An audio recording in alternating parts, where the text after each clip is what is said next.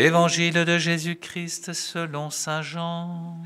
Gloire à toi, Seigneur. En ce temps-là, Jésus disait aux Juifs, « Amen, amen, je vous le dis, qui écoute ma parole et croit en celui qui m'a envoyé obtient la vie éternelle et il échappe au jugement, car déjà, il passe de la mort à la vie. Amen, amen, je vous le dis, l'heure vient et c'est maintenant, où les morts entendront la voix du Fils de Dieu, et ceux qui l'auront entendu vivront.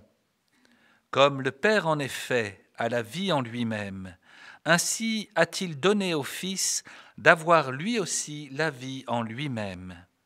Et il lui a donné pouvoir d'exercer le jugement parce qu'il est le Fils de l'homme. Ne soyez pas étonnés, l'heure vient où tous ceux qui sont dans les tombeaux entendront sa voix. Alors ceux qui ont fait le bien sortiront pour ressusciter et vivre, ceux qui ont fait le mal pour ressusciter et être jugés. Acclamons la parole de Dieu. Louange à toi, Seigneur Jésus.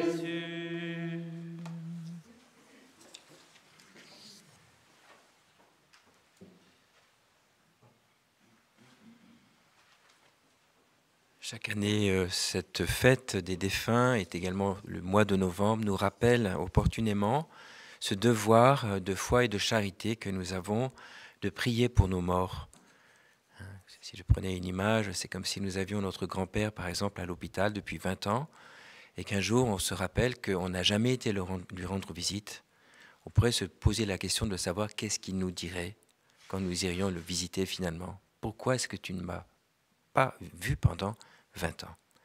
Mais nos défunts, c'est bien plus que l'hôpital. Ils ont vraiment besoin de notre prière. Et j'allais dire, cette pratique qui remonte aux origines de l'Église, eh bien, elle est bénéfique pour tous. D'abord pour Dieu lui-même, qui n'a aucune joie de voir ses enfants au purgatoire. D'abord parce qu'il leur a donné tous les moyens pour ne pas faire leur purgatoire, justement, pour faire plus exactement leur purgatoire sur la terre, s'ils s'abandonnent à l'amour miséricordieux de son Fils et dans le don de l'Esprit Saint, mais aussi parce que la souffrance du purgatoire est, d'une certaine façon, une souffrance inutile, dans la mesure où elle ne permet plus de grandir en amour.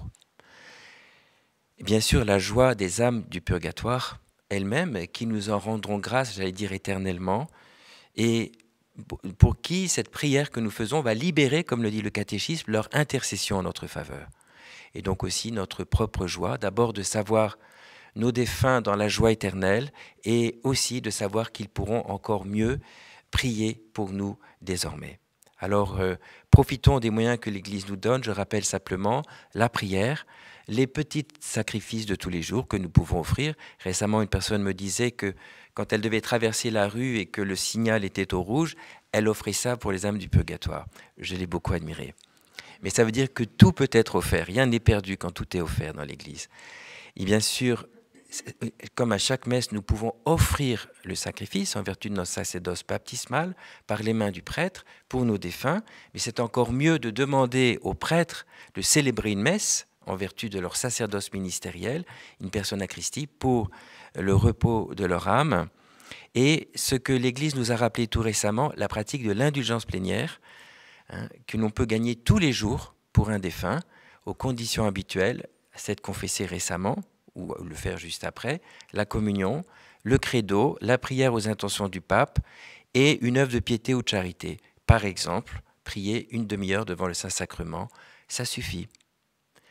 Et donc, vraiment, profitons du temps qui passe, de chaque journée qui nous est donnée, pour offrir ça pour nos âmes et pour toutes les âmes. La petite Thérèse, le jour de sa profession, a demandé que toutes les âmes du purgatoire aillent au ciel, ayant un grand désir pour nos frères et sœurs du purgatoire. Amen.